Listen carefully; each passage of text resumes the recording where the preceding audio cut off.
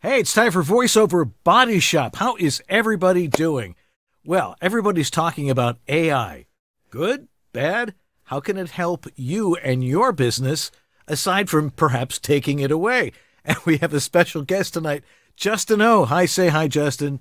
Hello. All right. And Hey, according to George, he's the expert on AI that he relies on. In my little world, he In is. his little world.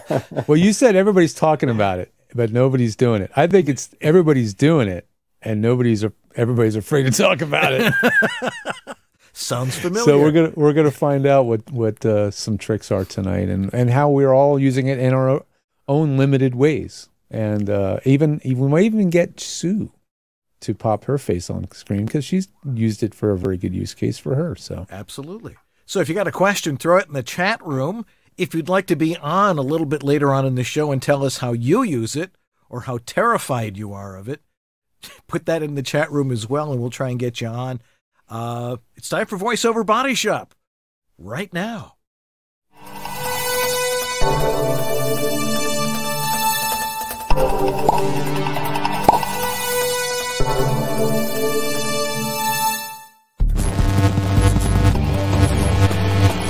VoiceOver Body Shop is brought to you by VoiceOverEssentials.com, the home of Harlan Hogan's signature products. Source Elements, the folks who bring you Source Connect. VOHeroes.com, become a hero to your clients with award-winning voiceover training. VoiceActor.com, your voiceover website ready in minutes. VoiceOver Extra, your daily resource for voiceover success. And by World Voices, the Industry Association of Freelance Voice Talent. And now, here's your hosts, Dan and George.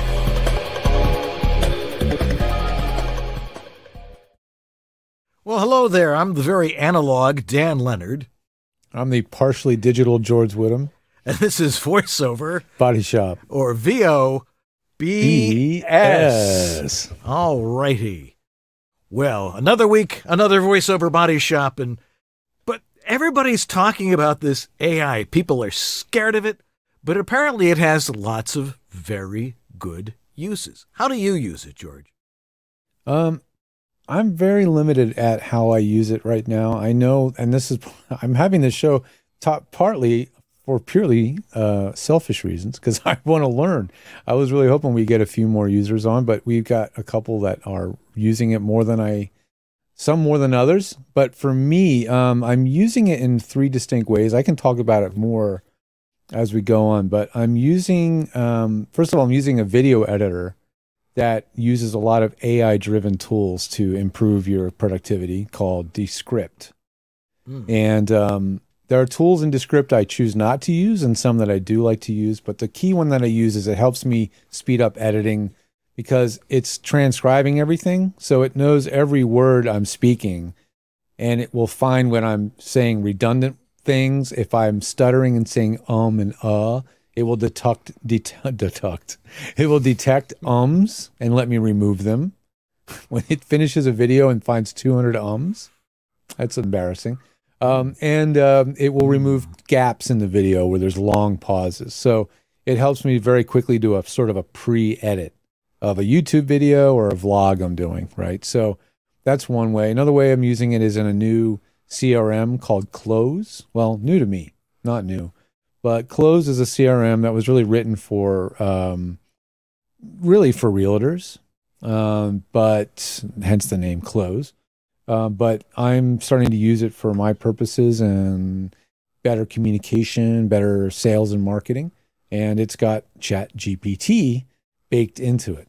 And it uses it on the back end for certain smart things that it does with your email. So those are two key ways that I make use of it, on any kind of a regular basis. I'm probably using it in ways that I don't even know I'm using it, for that matter. But then audio processing tools too, right? We all have been playing around with we've been playing around with Waves Clarity VX. I've been playing with something called Hush Audio app as an incredibly good drag and drop noise reduction echo remover. So those are a few ways that I'm using them. Dan, how are you using AI in your day-to-day life? I tell my kids who are looking for jobs, have them write your cover letter. and your resume and stuff. They know how to do it. You know, like I said, I'm Mr. Analog. I am totally old school. Doesn't mean I haven't used it. I had to write a speech for a presentation, and I said, write a speech for this. And it basically regurgitated back everything I've ever written about what I was talking about. Right. So, which I thought was rather interesting. But I haven't really used it very much. But then, like you said, who knows if you're using it or not? You know, what it's artificial intelligence apparently covers a very broad ground. It's a very broad topic of technology. Sometimes we use it interchange it with machine learning. Right. But it's fascinating technology. I haven't heard recently. I heard that Sarah Silverman.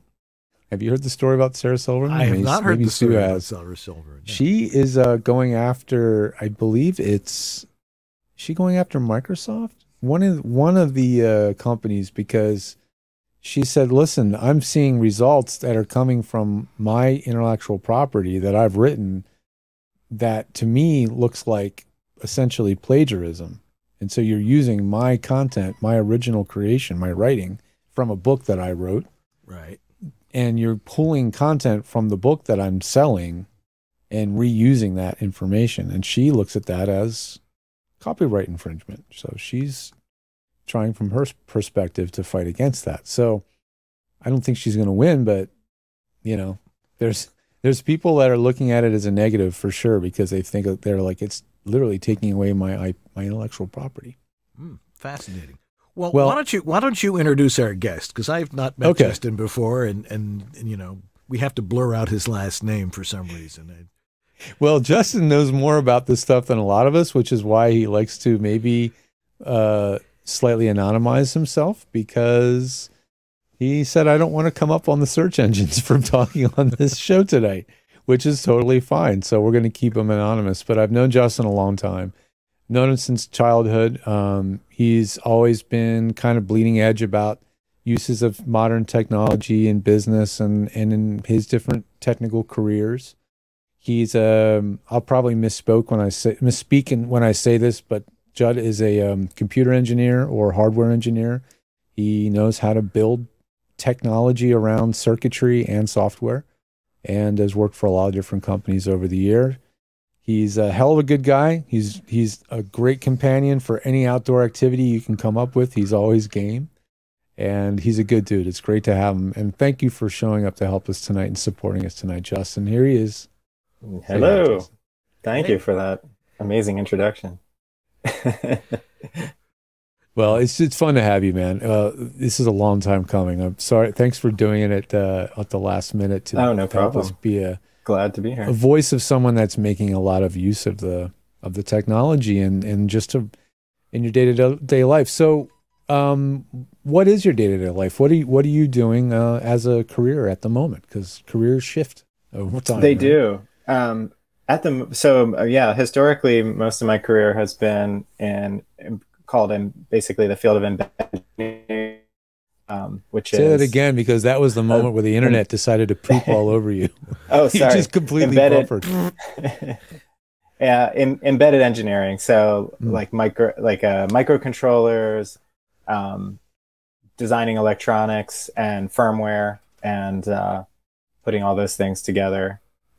I started out actually working in the video and audio hardware market for about 5 years, and design high-end audio and video gear. Mm-hmm. So you're someone that intimately understands firmware. Like you actually I used are to I spent over a decade or two now developing firmware and designing electronics. Yeah. So firmware is how would you describe for people hear this word, they see something on the computer saying you must update your firmware, but what, in a nutshell, what is firmware? I mean, the lines are blurred as we get further and further, between firmware and software, what really is the difference.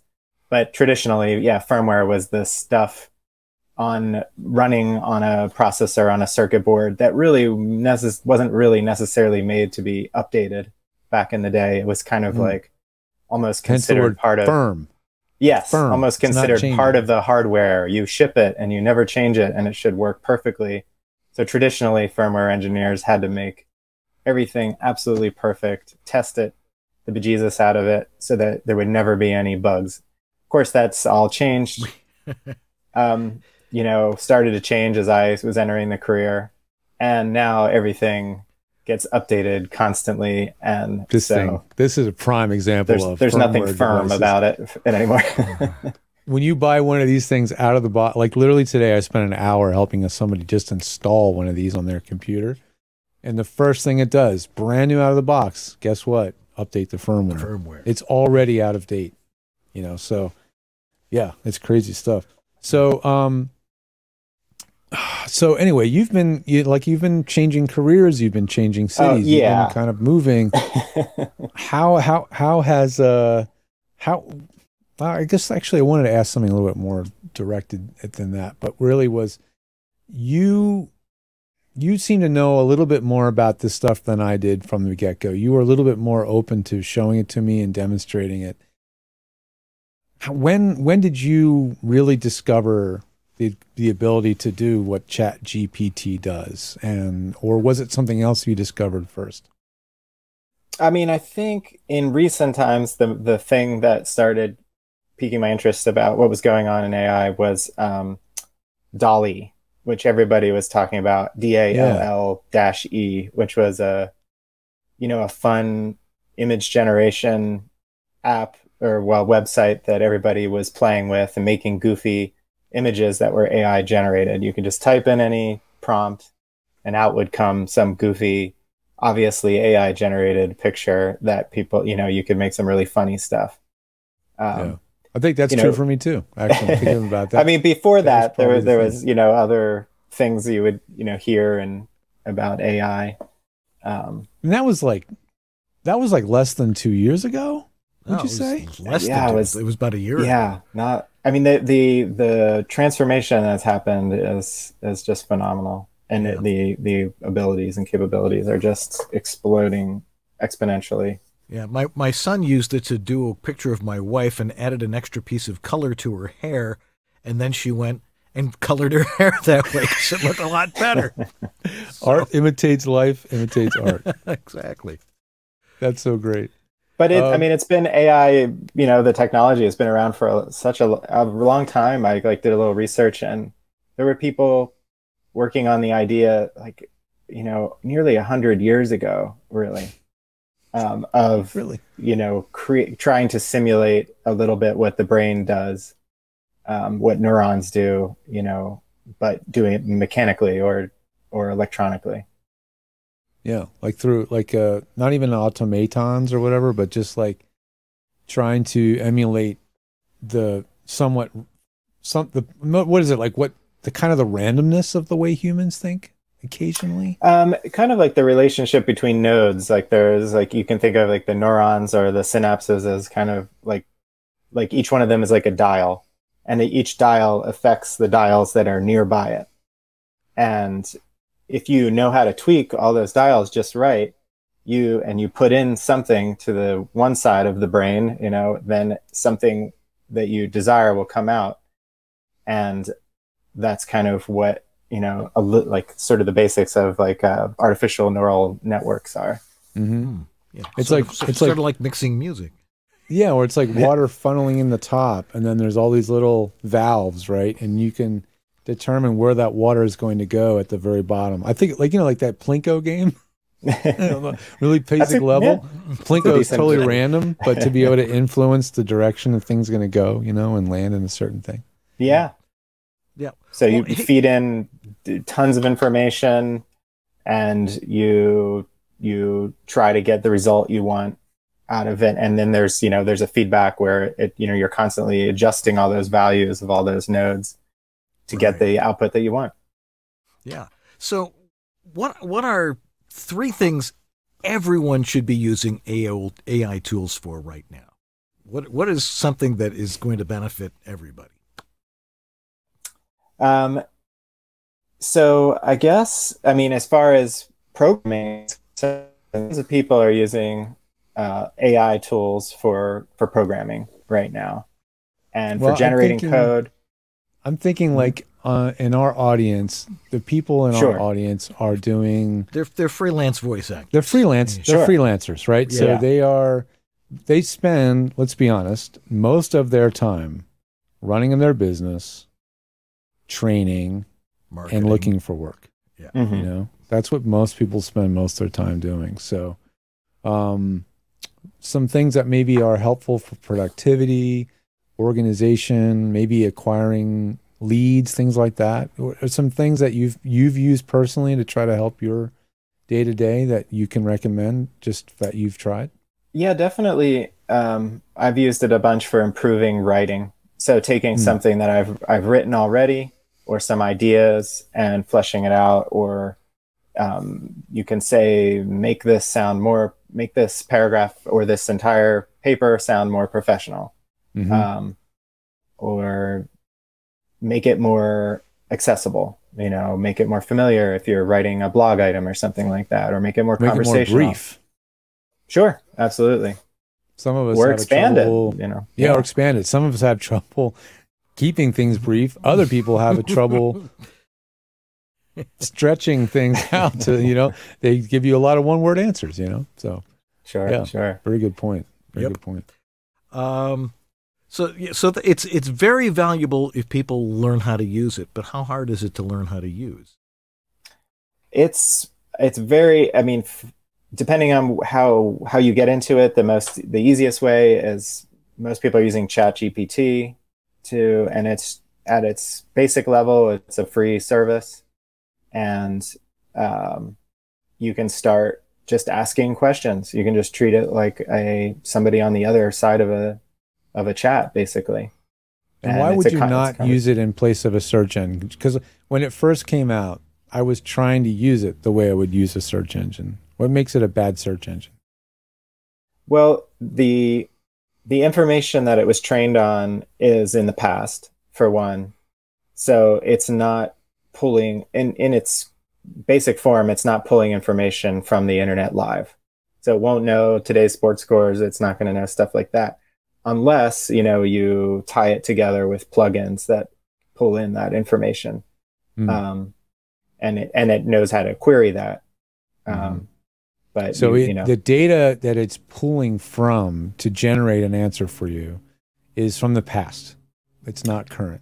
Yeah, and I don't know what it's current up to. I remember the model used to respond, I only have information up to something 2021 or something like that. So basically a giant data set it was trained on. And it's when you train one of these models, it takes a lot of processing power, like supercomputer processing power, and a lot of time. So it's not something they do every week or every day or whatever, because these models are too large for that. Yeah, that's what's hard to wrap your head around. I think of a search engine like it immediately finds usable information, but that in itself is a data model, right? The search results are a data model because it had to find and build a model of all that through what they call crawling, right? Sure. Yeah, and I'm sure they're employing all sorts of AI tools to do that. Yeah, and the crawling, but the act of crawling uses less computational power than building this model, I guess, huh? I would assume so. I would assume so. But yeah, they crawl like. I mean, it's not. They're not crawling every inch of the internet every minute of the moment of the day, but that's a fascinating thing too.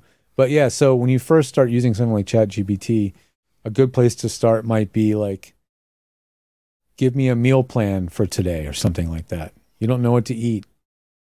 Type it in. Say, I'm a vegan and I want a good meal plan that, you know, is good for an athlete who weighs 200 pounds. Maybe that's something you could put in?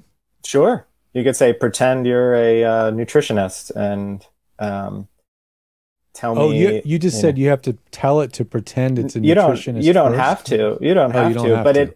But by priming it with some information like that, it kind of narrows down the scope of the problem. So it can be very helpful to give it some more information to begin with. Yeah. Rather than just like, here's my problem, you know. Right. Yeah. Jeff asked a good question because you know, I like throwing out jargon and trying to sound intelligent. Okay. How would you describe what crawling is? What is going on when a search engine crawls the internet? Do you understand it on some level, what it's doing? More or less just downloading websites and putting them into a giant database. Mm-hmm. That's more searchable. Is it downloading every image and every video, or is it looking at just text and like metadata and stuff like that? Do you know? I mean, I would imagine at this point everything, and maybe not videos at this point, but maybe some are. Yeah. So how would someone use this, if they're a freelance person, freelance voice actor, freelance photographer, somebody who has to get their message out to large amounts of people without any geographical bounds or anything like that? What's one tool you could use that would assist you to do something like that? I mean, you can a lot of people are using it who have businesses are using it to create social media posts, and create content for blogs you could say, give me 10 blog social media ideas relating to voiceover, and it'll do that. You can then say, okay, I don't like those, give me 10 more, or make them specific to microphones, or and it'll just, it's infinite. It'll just keep doing it. So someone's if someone's writing a blog, then you may never know if they're having it generated or if they're actually writing it themselves. Absolutely.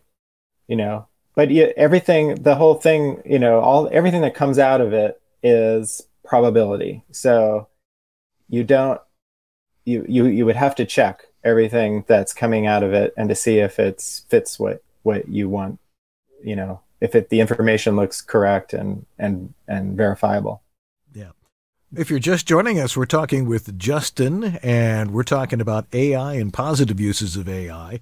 If you've got a question for him, throw it in the chat room, and the actual Jeff Holman is in there, not a digital Jeff Holman, who is taking all the questions down, and we'll try and get to them in the next half hour.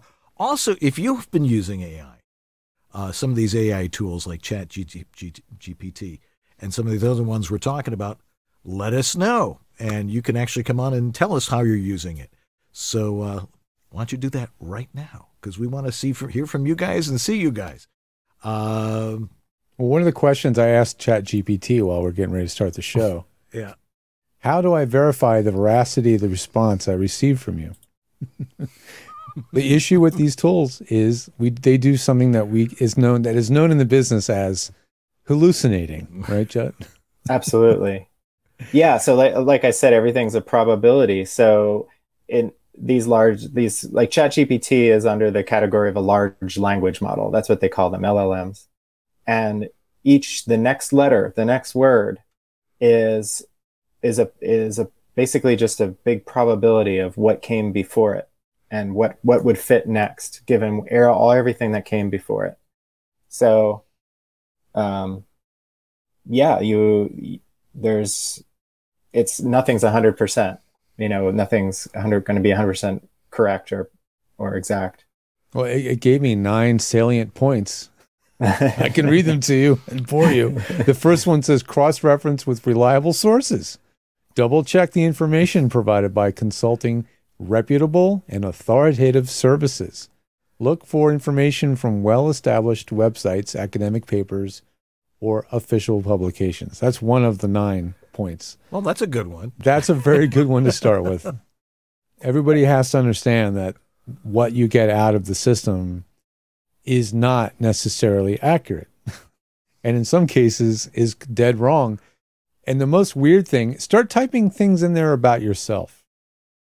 And if it knows anything about your name from the internet, if your name has been on the internet for a number of years, it may or may not know who you really are. Like, if I type my name into Google, it comes up with a lot of stuff. If I type my name, quote unquote, George Whittam, it basically says you're not really, I don't really know anything about you. But I did manage to get it to write about my website, George the Tech, and it's incredibly good at writing convincingly made up information. Like One section of it was like, sounds good to me. I was like, I would love for that to be true, but it's not. So yeah, you definitely have to be careful. And that's why I think we all have to actually do our due diligence when seeing stories virally spread on the internet, on social media especially. Do not take what you see take everything with a grain of salt. Verify what you read before, if anything, verify what you read before resharing it or sending it back out again.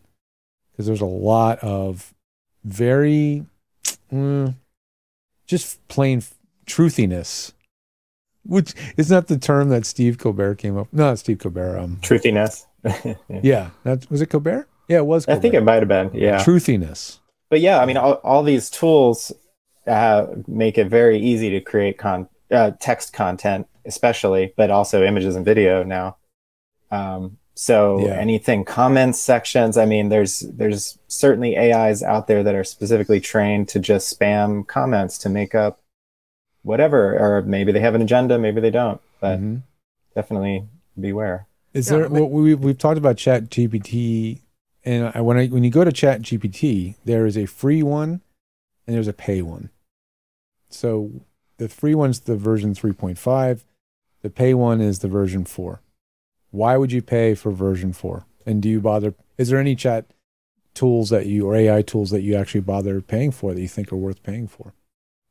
I'm personally not that deep into it to pay for a tool at this point, but as far as I understand, GPT-4 is like a much bigger, more advanced model, and it can do complex reasoning. One example on a podcast I was listening to where they gave it like a list of random objects, like a hot dog and a laptop and all these things, and said, how would you stack these things so that they don't fall over, or and it was able to. ChatGPT-3 just kind of made a random list of ChatGPT-4 actually came up with a reasonable sounding answer, and it explained its reasoning as well. It was like on a whole nother level. Of virtual intelligence, basically. Mind-boggling. Do you because I'm listening to the debate right now about whether we should absolutely be so afraid of ChatGPT and AI and generative tools, LLMs and everything else, that we should stop generating new tools, stop developing these things and reassess. Or there's the other side of the coin of the technologists saying that those other ones that say fear it are giving it too much credit. Which side of the coin do you feel you fall on in terms of this stuff? I mean, historically, every transformative technology has met with a ton of fear. You name it. Pick your technology revolution. Steam engines, cars. Yeah. Computers. I mean, the word Luddite comes from a group of people who opposed weaving. What do you call it? Weaving looms? machines. Looms. Right. The looms, yeah, automatic looms. Right. Because they were about to take away, I don't know, 100,000 people's jobs. So yeah, I think it's definitely, it's out of the cat's out of the bag. I mean, you can make regulations and it will affect the big companies, I guess, but it will not affect the trajectory of the research. And there's thousands and thousands of AI models out there. ChatGPT is just one of many, many. And there's so many open source ones that aren't, under some kind of corporate ownership. Right. Do you see that these AI programs will start to write their own AI programs to defeat the other AI programs? Yeah, I mean, I'm sure it's already being done where, AI, the ChatGPT-4, for example, and I'm sure other ones are really good at generating code. I'm sure they're being used to generate the code for new AI algorithms. And then I think I did see a post recently about one that was able to modify its own underlying code.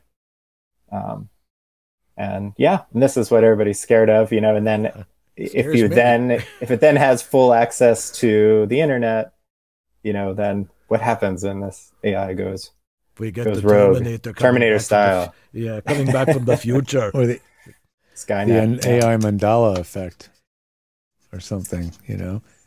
Like, isn't there an issue like where the data that is being fed into the machine eventually becomes data generated by the machine? Mm-hmm. Absolutely. Yeah. Yeah. Well, all right. Now that We I'm are totally getting some freaked questions. out- We're getting some questions from the chat room. Would you be comfortable trying to answer some of them? I'll try. I'm going to turn on my light and We're going to take a break here anyway. We're going to take a break here anyway Yeah. while you do that. Okay. No problem. All right. We're going to take a break. The sun's going down. If you've got a question for Justin about AI, or if you want to tell us how you're using it, just throw it in the chat room and we'll get to it in just a couple of minutes. But we'll be right back after these very important messages, so don't go away. This is the Latin lover narrator from Jane the Virgin, Anthony Mendez, and you're enjoying Dan and George on the VoiceOver Body Shop. It's vacation time, just about everywhere. For example, here's Australian voiceover pro Andrew Peters on vacation in London recording a commercial with his Portabooth Pro. Why is the Portabooth Pro gaining users worldwide? Well, just listen. Winter's tough. The rain, the wind, the cold. Performers can capture great audio even in acoustically untreated spaces with the Portabooth Pro. Your microphone hears the sound of a human-sized sound booth at a fraction of the size and cost. The Pro accommodates large and long microphones, lengthy scripts, and e-reading devices. The Harlan Hogan Portabooth Pro is lined with Auralex studio foam. It's a professional quality sound studio that assembles in less than a minute. And its multi-pocketed carrying case makes it super easy to take your gear and your voice wherever you go. Order your Harlan Hogan Portabooth Pro now, just $389.99, only at voiceoveressentials.com. Hey, it's that time of the show where we get to thank longtime sponsors and very long-time purveyors of audio technology for remote collaboration, Source Elements, the creators of Source Connect, and a lot of other tools. There's a lot of buzz about the next version of Source Connect coming. We don't have a timeline yet. I've seen a very early alpha version demonstrated to me by Rebecca, the director and the owner of Source Elements. And it looks like a really nice step forward into being a little bit more user-friendly. But in the meantime, the version that has been in use for a very long time and will continue to be in use for quite a while is version 3.9. And that is the version that you'll be installing and running on your machine. If you're on Windows, you'll be on version 3.8 because a 3.9 version didn't get developed in their development timeline, and the Mac version is up to 3.9 something at this point. But everybody is going to be using Source Connect 3.9 or 3.8, and all of it's cross-compatible, so you can connect to any studio in the world or really any other voice actor. And one way I know people love to use Source Connect to feel more confident about their studio's sound and their functionality is to have an accountability buddy. Basically, have a buddy who's also on Source Connect and connect with them before a session. Make sure you guys know that you're sounding the way you're supposed to sound. I was just talking to Jerry Pelletier, longtime client of mine, friend of the show, and that's what he does. He connects to a buddy. They check each other's audio before their day or before the big session, and they know they're sounding the way they're supposed to sound, and all the technology is working. Anyway, if you want to get started, head over to source-elements.com and you can get yourself set up with an account and go through all their incredibly good free training content. There's a lot to learn over there at source-elements.com. Thanks, and more spots, and back to Justin right after this.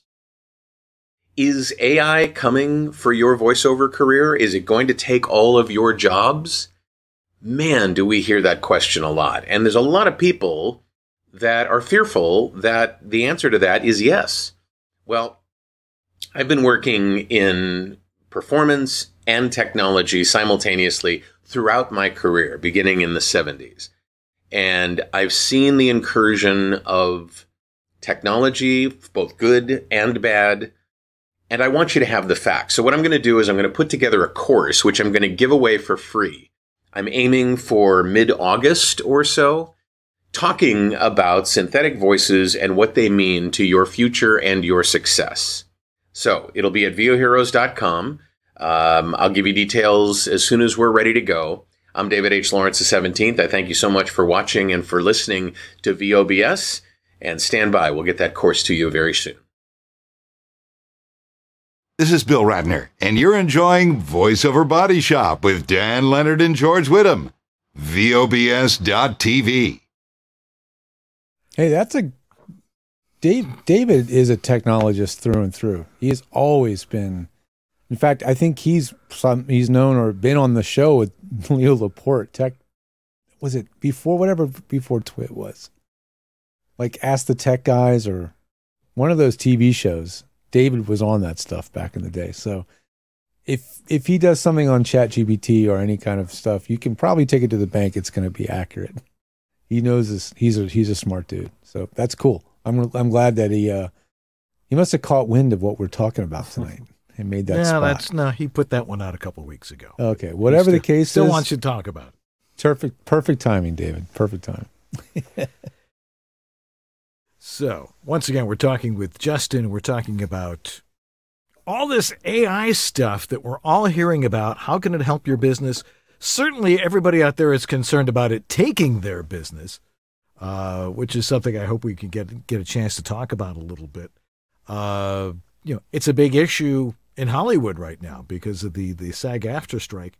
They're trying desperately to get the employers to not use it, and the employers are like, try and stop us, essentially. Right. That's like asking a bunch of college students to not use it to write their papers, or high school students for that matter, or middle school students for that matter.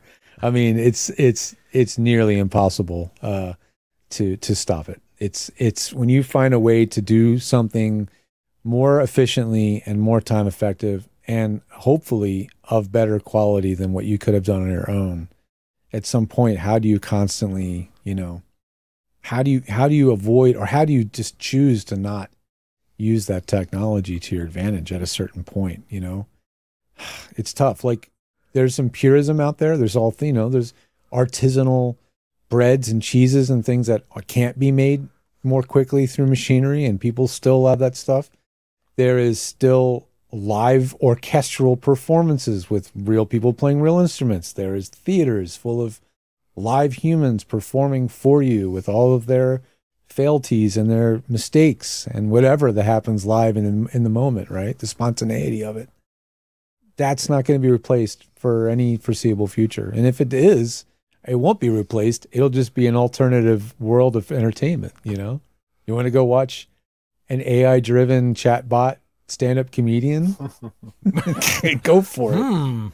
If you're going to choose to do that over a human, okay, that might be your thing. There are weird, creepy niches of the internet, corners of the internet for everything.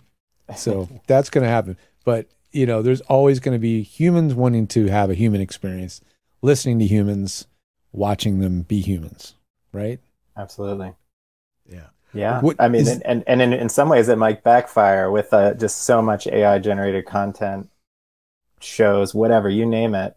People might just get overwhelmed after a while and just want to shut it off. Just like, a lot of people do with social media or whatnot. And just it's time for the human experience again. Well, that's one thing I love about you, Justin, before we get to some questions, is you are a technologist. You do love the technology, you embrace it, but you're also extremely good at limiting how much of it you choose to use. And again, one of those ways that you do limit that is by largely being completely off social media. Isn't that right?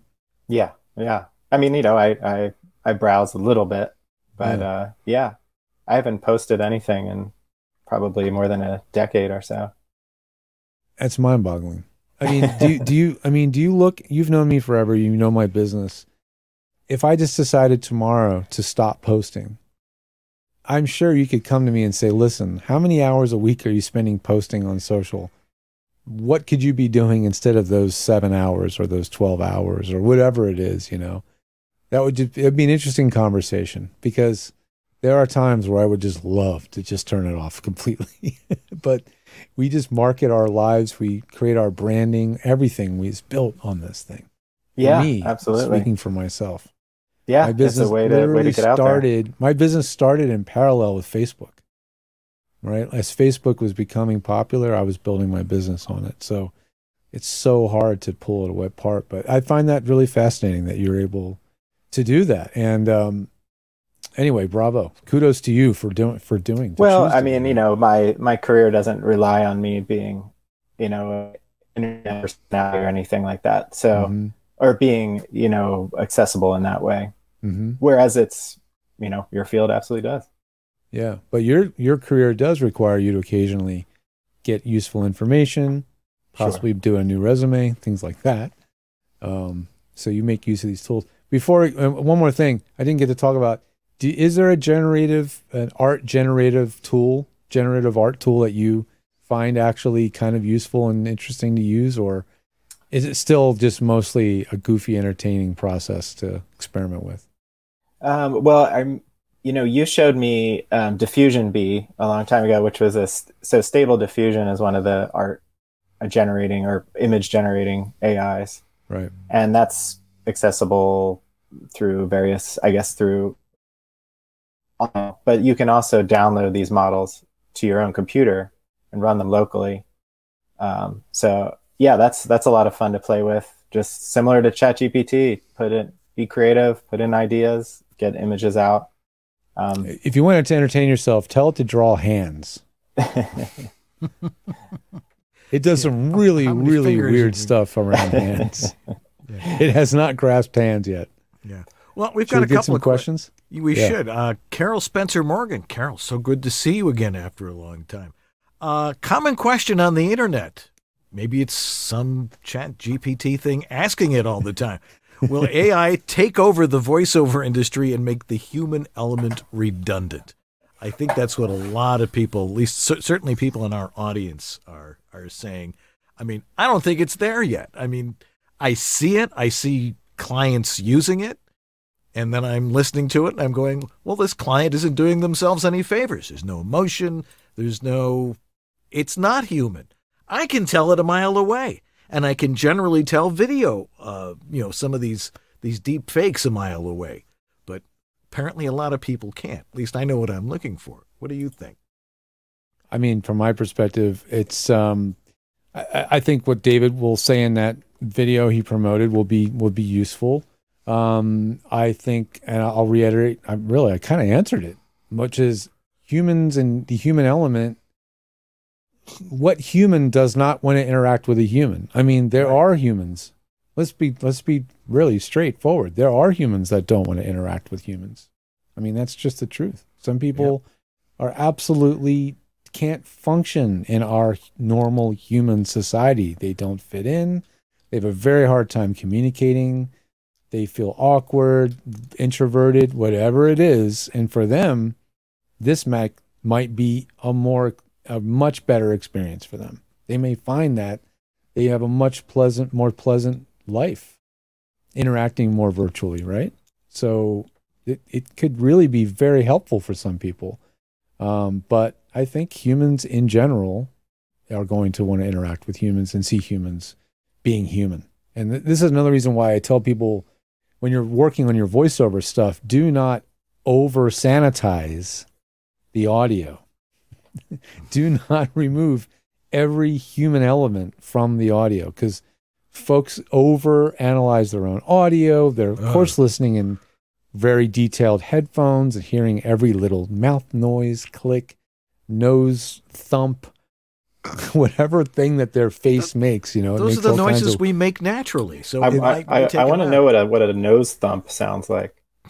You'd know it if you'd heard it. We hear all this stuff because people send us their audio and they go, "What is this noise?" That's a nose thump. Obviously. Yeah, it's like when you say a certain syllable that closes the sinus or closes up part of the nasal passage. So instead of the air flowing through the nasal cavity, it kind of gets pinched off for a moment, and you get that or something in the audio. There's all kinds of little things, and anybody, if they look deep enough or listen close enough or slowly enough or repeated enough, will find something wrong. So You know, one of my clients said recently, he listened to an audio. He's an audiobook narrator, and he is stuck in the same loop. You know, it's the overanalyzing problem. It's the listening too closely problem, right? And he said, I listened to an audiobook the other day. I loved it, you know, whatever. I decided to go back and listen to it again from an analytical perspective. So I listened to the first whatever pages or chapters of the book, and I was like, oh yeah, there's some mouth noise. Oh yeah, there's this flaw, there's that flaw, right?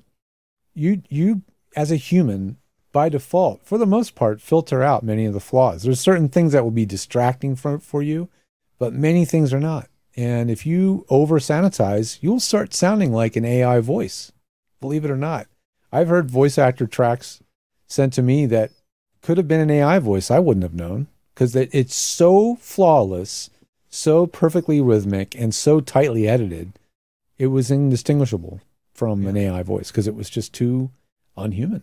Right. So well, we were looking at this video before the show that's, you know, about some AI product, and it mispronounced it. Yeah, I don't even want to, now we're talking about it, I don't even want to plug the company because screw them. But anyway, we found a video and the product ended with FY, like amplify, right?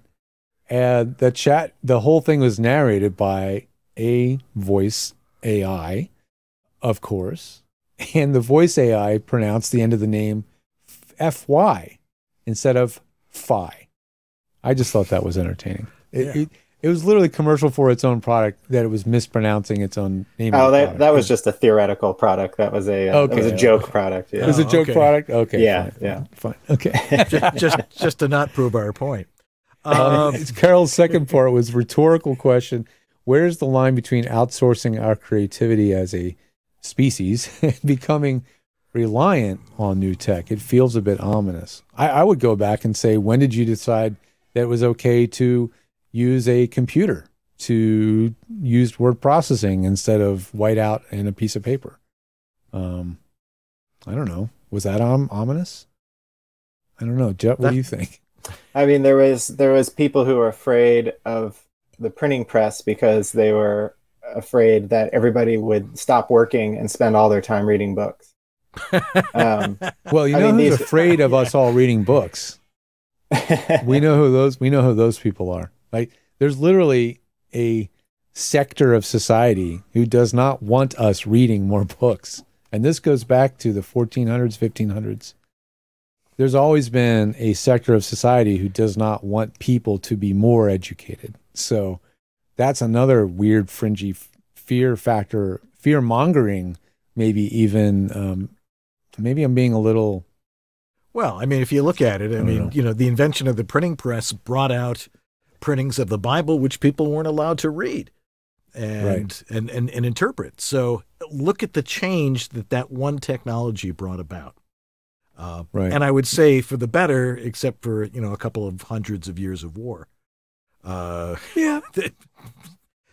that's just sort of part of what humanity is all about. Justin Ramos has a question for us. He says, George, correct me if I'm wrong, but did you mention you use a chatbot on your website to field questions? No, but I have actually explored it. There might be a point where we offer a chatbot on our website that is fed a language model that's based on me or us or something. I don't know. I mean, I have some ideas of how to do it. In fact, Justin's helped me find actually some tools to put that into place, and we may someday do that.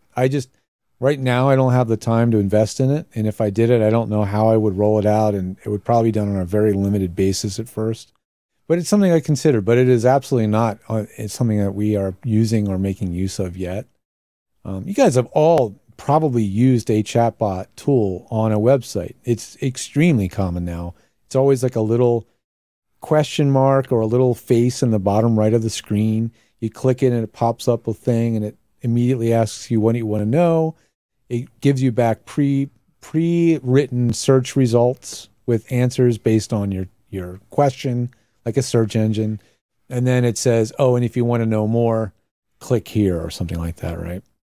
So they're extremely, extremely common. And if I can find a way to make it easier for customers that come to my website, get the answers they came there to look for, I might make use of it, but not yet.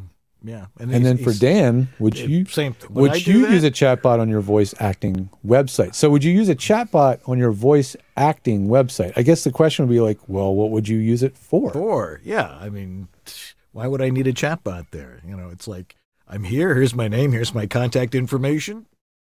Come on down. You know. Yeah. I mean, you have to think about what are people needing to ask you. Right. What are you getting emails for that you need to spend your time to answer in a redundant fashion? Then I feel like that's where a chatbot starts to make sense. But as a voice actor to have a chatbot, someone's probably done it. I'm sure they have. But I don't need anything like that. I just write down the same answer all the time, you know. Well, that's what a chatbot's for, so you don't have to do that. Yeah, but I just copy, paste, boom, there it is. You know, and modify it and customize it for each individual person. Yeah. Let's see here. Bettina Latarno says, "Hi, Justin. Thanks so much for all this great information. I'm a VO actor in a few languages, one of them being Spanish. A voiceover association in Spain is scared to death of AI. How can we have a diplomatic conversation on its pros as well?" That's what we're trying to do right now. Yeah. I mean, diplomatic would be another thing altogether, right? But I mean, specifically, they might be asking about, you know, using voice rather than, you know, chatbots sort of thing. Right. Yeah. But yeah, I mean, how do you bring up that subject with like a, you know, in the voice world of things like voice cloning and just synthetic voice actors?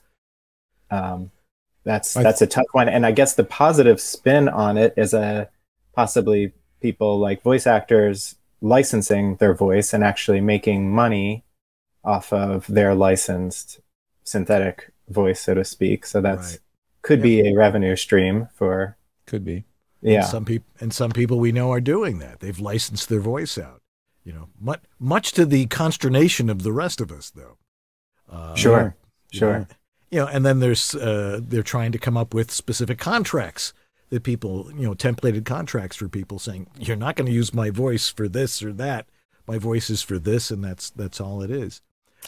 That's why people want to control the use of their voice. There are many platforms out there where you can get your voice modeled and sold on a marketplace. But the big concern is what your voice is being literally used for. And a lot of those tools do not let you control it. The tool themselves, the service, whatever, I've spoken to one of them. They say we are very careful to make sure that the content is above bar, it is not in any way illegal content or, you know, inciting violence, that kind of stuff. But still, people are still concerned about their voice, their AI voice being used to sell certain things, right? So that's got a lot of people concerned. I mean, yeah, a diplomatic conversation on it, it's going to be a while because I think we just don't know enough right now. Right. How is it going to be used in the future? And I think that's why how much better is it going to get? And I think that's why and I've heard others speak of this. This strike right now is a really tough one because they don't know enough, and the producers don't know enough. Yeah. So they really don't even have like a clear roadmap. It's like everybody's beating sticks into the bush right now, right? Trying to figure out what the roadmap is, right? Yeah. Well, Justin, thanks for joining us tonight and sharing some of your knowledge on this particular subject. We could go on about this, and we'll continue to do so over the next 5 years or so until George and I become chatbots. Until we're all artificial. That's right. Yeah. Heads on the screen. We could make AI versions of our show and have that. But you know, I feel like a lot of the AI tools are going to be used to just basically distract from the real content, and that's, I think, one of the concerns. It's just going to be, it's just marketing to just draw more eyeballs into one direction and distract, you know. So That's going to be interesting. Thank you, Justin. This was fun. We've never really spoken on this topic in this way before, and really appreciate you popping your head in. Thank you so much. Happy to be here. Thank you, guys. Lots of good stuff. Lots of questions. All right, we'll be right back to wrap this show up and get it re-racked for Tech Talk. So don't go away. Still plenty to come here on VoiceOver Body Shop. You're still watching VOBS? Your dynamic voiceover career requires extra resources to keep moving ahead. There's one place where you can explore everything the voiceover industry has to offer. That place is voiceoverextra.com. Whether you're just exploring a voiceover career or a seasoned veteran ready to reach that next professional level, stay in touch with market trends, coaching, products, and services while avoiding scams and other pitfalls. VoiceOver Extra has hundreds of articles, free resources, and training that will save you time and help you succeed. Learn from the most respected talents, coaches, and industry insiders when you join the online sessions, bringing you the most current information on topics like audiobooks, auditioning, home studio setup and equipment, marketing, performance techniques, and much more. It's time to hit your one-stop daily resource for voiceover success. Sign up for a free subscription to newsletters and reports. It's all here at voiceoverextra.com. That's voiceoverextra.com. Well, here's where I get the chance to actually make a commercial fit into what we were talking about, which is AI. And it has to do with your website, which of course is all digital and all that stuff. But as a voice actor, you have to have a website. It's just part of what you have to have. You've got to have this internet footprint. And you want it to be personal. It's got to be you. It's got to show who you are. And my good friends over at voiceactorwebsites.com have a new website called voiceactor.com. voiceactor.com. Go on over there if you need a website for your voice acting business, because they've created something that's really, really simple. Templated websites. Go in there, pick the stuff you want. It's real easy to determine, what it is you can do.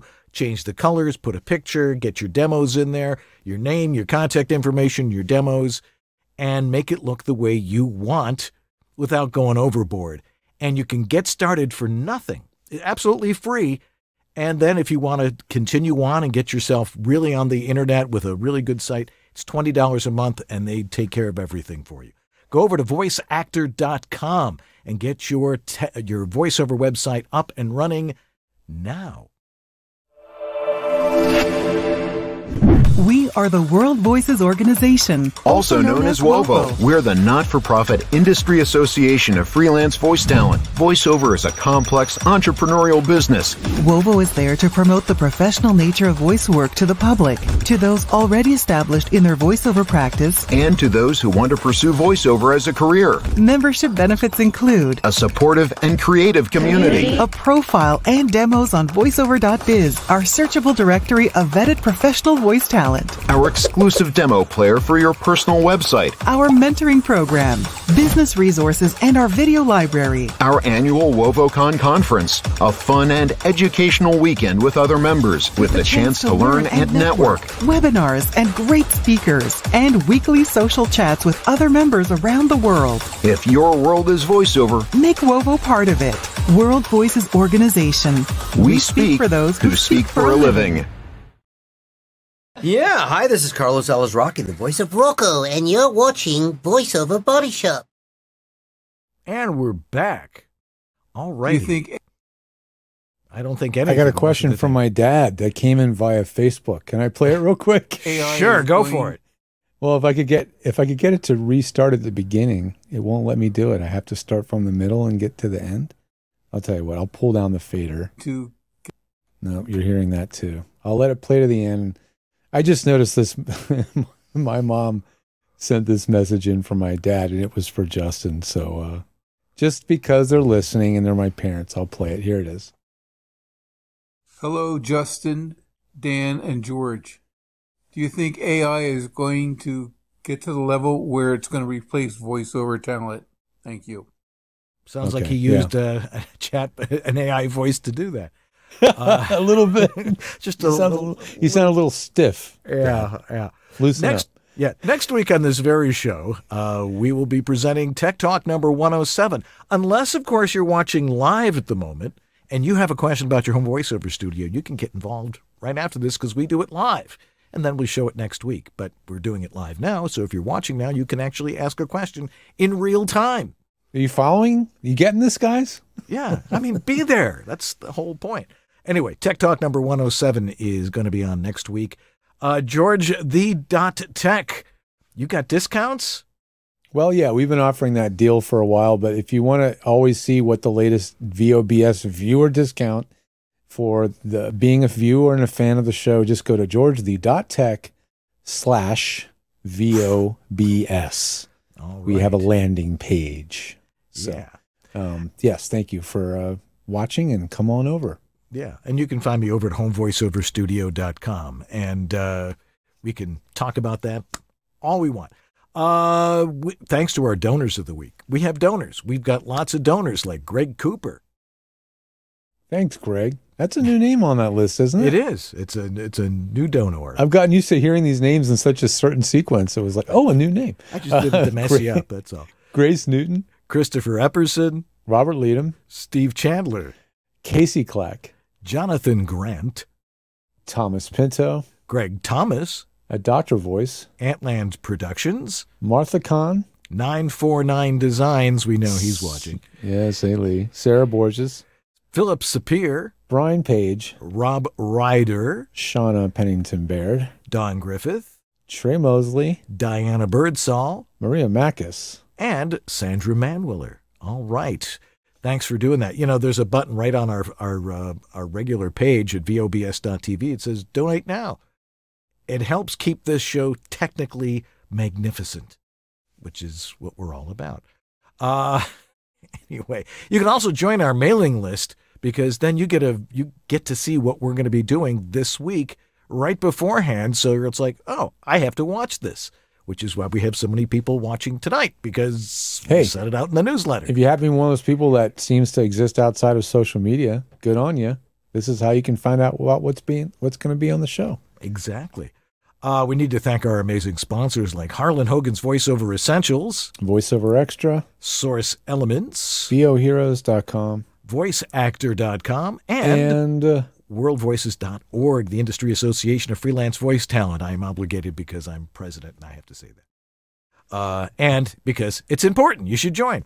Our thanks to Jeff Holman for a kick-butt job in the chat room tonight and on various shows that I keep seeing him on. Like, holy crap, there's Jeff Holman.